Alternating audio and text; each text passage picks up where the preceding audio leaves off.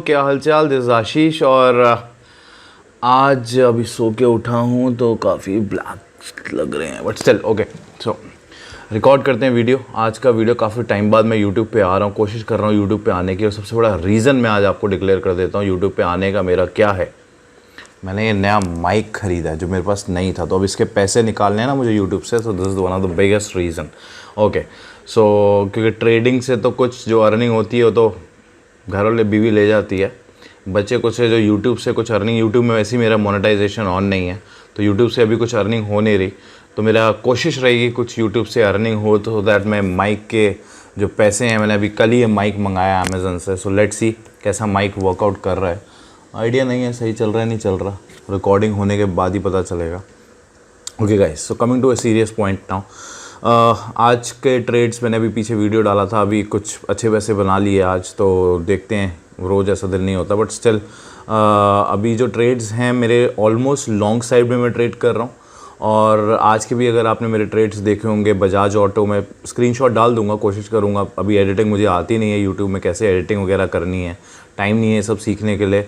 देखता हूँ थोड़ा बहुत एज एन हॉबी ये मैं करना चाह रहा हूँ। सो लेट्स सी, देखता हूँ एडिटिंग कैसे करते हैं। अगर एडिटिंग मेरे को समझ में आई तो आई ट्राई कि मैं इसमें डालूँ आज का स्क्रीनशॉट। मैंने Bajaj auto, Divi's lab, UPL, Colgate, currency में कुछ ट्रेड्स थे। डिविस लैब मैंने जल्दी बंद कर दिया रेट टू रेट। इनफैक्ट उसके बाद वो काफ़ी ऊपर गया था, ऑलमोस्ट 20 रुपीज़ ऊपर चले गया था, और 400 का उसका लॉट है, तो आराम से 8 से 10 हज़ार रुपये उसमें मेरे को मिल सकते थे। But still rule is rule, discipline is discipline, because this game is not about making money guys.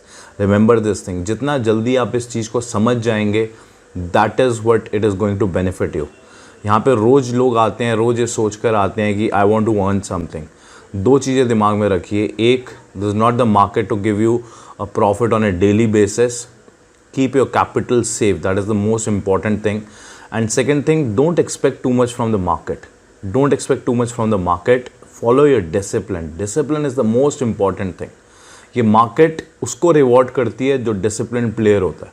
अगर आप डिसिप्लिन में हैं, आज मैंने डिविस लैब ख़त्म कर दिया, लालच आ सकता था कि यार ये तो 20 रुपीज़ ऊपर चले गया मेरे ख़त्म करने के बाद, but my discipline was saying I need to come out from that trade, और वो मैंने फॉलो किया।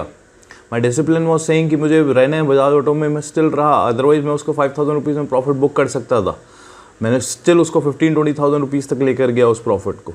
तो just follow your discipline in this market, don't expect too much from the market, protect your capital, don't expect profit. Profit is just a reward, okay, if you'll get it. Otherwise this market is for the people who follow the discipline.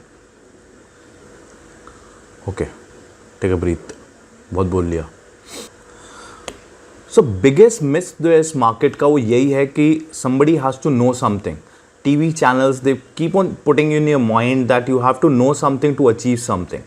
अगर आपको नहीं पता market में क्या होने वाला है, अगर आपको नहीं पता मेरा स्टॉक कहाँ जाने वाला है, you will not be able to achieve that. That's not true. Because अगर आप देखें टीवी चैनल्स, आप सारे दिन आपका माइंड जो है वो देख देख के वो क्या सोचता रहता है कि आपको पता होना चाहिए, आपको पता होना चाहिए मेरा स्टॉक कहाँ जाने वाला है, आपको पता होना चाहिए TCS के ये टारगेट्स आएंगे, ये लेवल्स आएंगे, then I will get out. No, it's not necessary. It is not necessary. See, this biggest predictor of the market are the worst trader. Biggest predictors of the market are the worst trader, and the reason is because they keep on like predicting that they are right. अगर उनका कोई trade गलत भी जाएगा, but still they want to be right, and they still seek why I was wrong. They still try to make polish कि मैं यहाँ पे क्यों गलत था, no this has to be this, ये वो। For example, take an example of last Friday. Friday को मैंने कुछ अपने मेंबर्स, जो भी मेरे प्राइवेट रूम है, वहाँ पे मैंने डाला कि I am looking, market is looking bullish now, so keep it, take the trades on a positive long side for the next few days. And the reason is very simple. I will show you that screenshot also, अगर मुझे मिलता है यहाँ पे मैं डालने की कोशिश करूँगा। The reason was very simple. अगर आप देखें जो इलेक्शन डे में रिजल्ट्स आए थे, उसके बाद मार्केट 1200 पॉइंट ऊपर था बैंक निफ्टी, और उसके बाद माइनस समवेयर ऑन 300-400 पॉइंट्स हुआ था। तो वो जो रेंज बनी थी टॉप और बॉटम, वो मार्केट निकाल नहीं पा रहा था। 4-5 दिन से मार्केट उसी रेंज में चल रहा था, उसी रेंज में था, 300 पॉइंट्स नीचे, बिकॉज वो रेंज बहुत बड़ी रेंज एक बन चुकी थी। बट फ्राइडे को अगर आप देखें, HDFC बैंक ने उसका ब्रेकआउट दिया, बैंक निफ्टी ने उसका ब्रेकआउट दिया। So the reason was very simple, that market is still planning to go on the upside. Okay, so that was the reason I told. But हुआ क्या, 12 साढ़े 12 बजे के करीब एकदम हैवी सेलिंग आई किसी वजह से, कोई उसका अभी तक क्लियर रीज़न नहीं है। न्यूज़ चैनल्स कुछ बोल रहे हैं, कोई बोल रहे हैं एचडीएफसी बैंक में डेफिनेटली हम लोगों ने भी थर्सडे को मैंने अपने प्राइवेट रूम में डाला था कि there is a high resistance somewhere around 40 to 60 levels. So वहाँ पे मार्केट जरूर गिरेगा, एचडीएफसी बैंक वहाँ से गिरा भी थोड़ा बहुत, but that was not the only reason. अगर आप देखें HDFC bank was not the only reason market को गिरने के लिए। लोग बोल रहे हैं एचडीएफसी बैंक की वजह से मार्केट गिर गया, no that was not the true reason to be very frank. काफ़ी स्टॉक्स गिरे हैं। सो अगर एचडीएफसी बैंक गिरा तो why other stocks are also going down. Okay, so HDFC bank के साथ सारे स्टॉक्स गए हैं, कुछ उसका क्लियर इंडिकेशन नहीं आया। कोई बोल रहा है हैवी सेलिंग्स हुई हैं, इंडेक्स में सेलिंग हुई है, कुछ भी रीज़न है। Okay, so we don't want to go into that depth.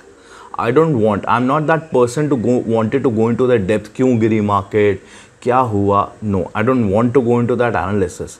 I am the person who always try to predict the trend, that's it.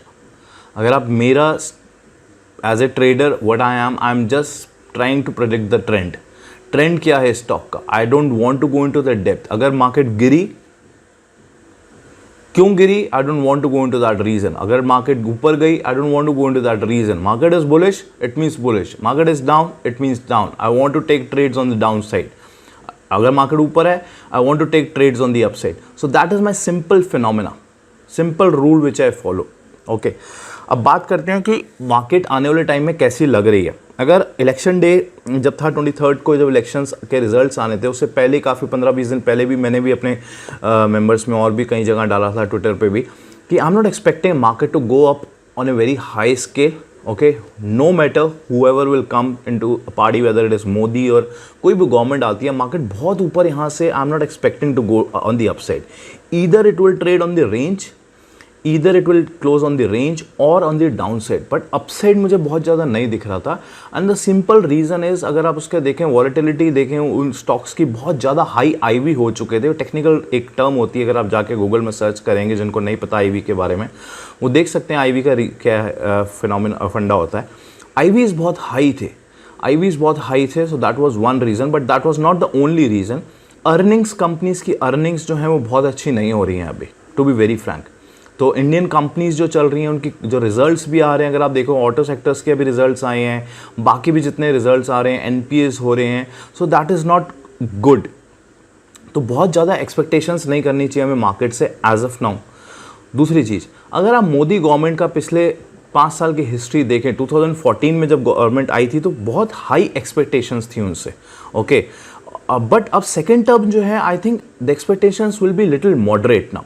बहुत ज़्यादा हाई एक्सपेक्टेशंस नहीं होंगे, but the results will be better, because जो उन्होंने पिछले 5 साल में results, जो डिसीजंस लिए हैं, very hard decisions like demonetisation, GST, NPS को बहुत कंट्रोल में कर रहे हैं। सो उनके अब रिजल्ट्स आने शुरू होंगे, उनका इम्पैक्ट दिखना स्टार्ट हो जाएगा मार्केट में। सो that is very good part. But अगर आप 5 साल की हिस्ट्री देखें मोदी गवर्नमेंट की, तो मार्केट अपसाइड में है। मार्केट अगर आप चार्ट खोल के देखेंगे निफ्टी का, सेंसेक्स का, बैंक निफ्टी का, आपको अच्छी काफ़ी अपसाइड दिखेगी। बट अगर आप एवरेज रिटर्न देखेंगे, जब हम 2014 में रिजल्ट्स में थे और 23 मई 2019 के जब अब मोदी गवर्नमेंट का सेकेंड टर्म स्टार्ट हो रहा है, the return which market has given is somewhere on 7 to 8% only. It's not very big. 7 to 8% returns market ने दिए हैं पिछले 5 सालों में per annum. I am talking about per year. Okay, so don't expect too much, because अगर Modi government ही दोबारा आ रही है, if it is could be है someone else into a position, तो मार्केट उसको दूसरे तरीके से लेती। But now market knows, the big players know that Modi government is coming again. So the decision which they will be taking is something similar जो उन्होंने पिछले 5 सालों में ली हैं, उन्हीं को थोड़ा सा और बेटर करेंगे, right. So don't expect too much from Modi government as far as market is concern. I am saying not as far as the country is concern, they are taking very good decisions.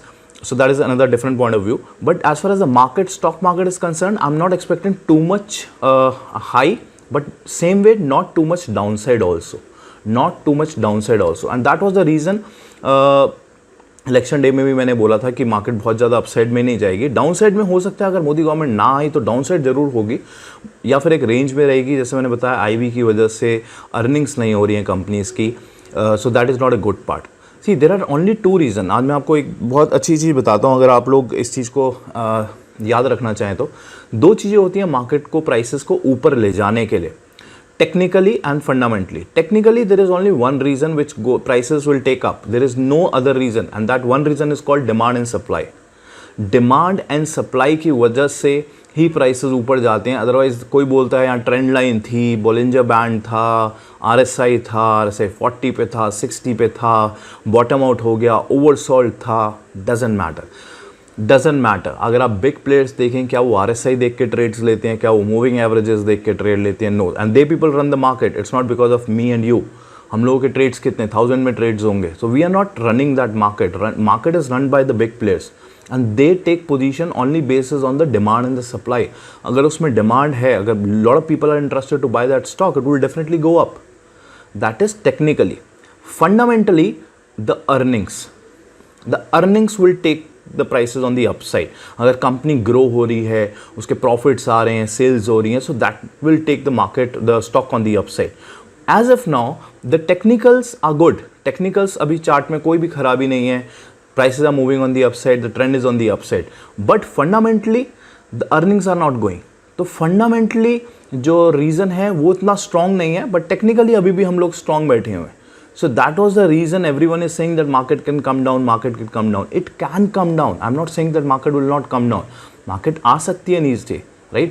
But our job is not to predict 10,000 or 15,000. Our job is just to trade whatever you are seeing on your screen. अगर ऊपर जा रही है, take the trades on the long side. अगर नीचे आ रही है, will take the trades on the down side. That's pretty simple. अगर मैं यहाँ से प्रेडिक्ट ही नहीं करता 15,000 जाएगी या 10,000 जाएगी, अगर 10,000 आ भी गई, doesn't matter. I will see 10,000 पे क्या ट्रेंड है, I will take the trade accordingly. 15,000 पे होगी, 15,000 पे क्या ट्रेंड है, I will take the trade accordingly. So मुझे फ़र्क नहीं पड़ता 10,000 है 15,000 है. My motto is very clear. I will take the trades as per my screen, whatever the trend is, no matter what level it is. Okay.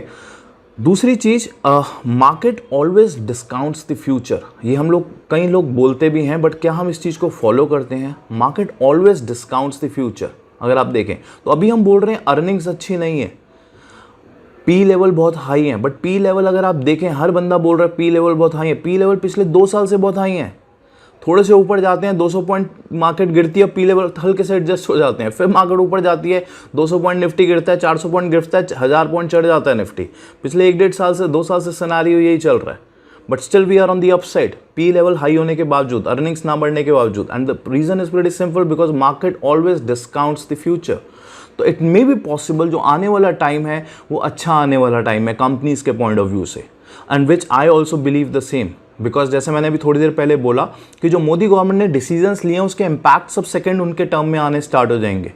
NPS was the worst in case of banking sector, जो अब नहीं होगा.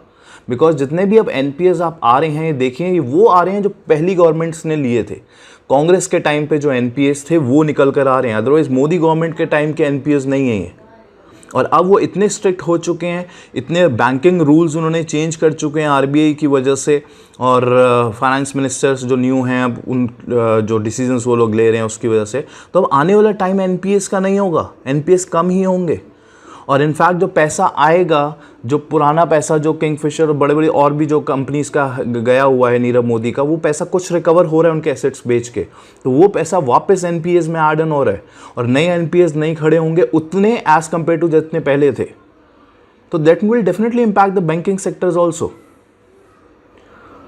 Okay, so these are few things जो मुझे लगता है आने वाले टाइम में अच्छी है. एक छोटा सा मेरा व्यू है. आई होप आप लोगों को अच्छा लग रहा है. अच्छा लगा सब्सक्राइब कर दो, चैनल को लाइक कर दो, सो दैट कमेंट में बता दो यार, if you want something different, कुछ चाहिए आप लोगों को मेरी तरफ से, वीडियोस रिकॉर्ड करूं. काफ़ी टाइम बाद मैं यूट्यूब पे वीडियो रिकॉर्ड करने की कोशिश कर रहा हूं, तो बताते रहो जैसा आपको चाहिए. आपको लग रहा है अच्छा है, लाइक क्लिक कर दो, सब्सक्राइब कर दो चैनल को, सो दैट मुझे पता चल जाएगा कैसा आपको चाहिए, क्या कंटेंट आप चाहते हैं. तो that's it from my side. Thank you so much and good day, good night. Thank you.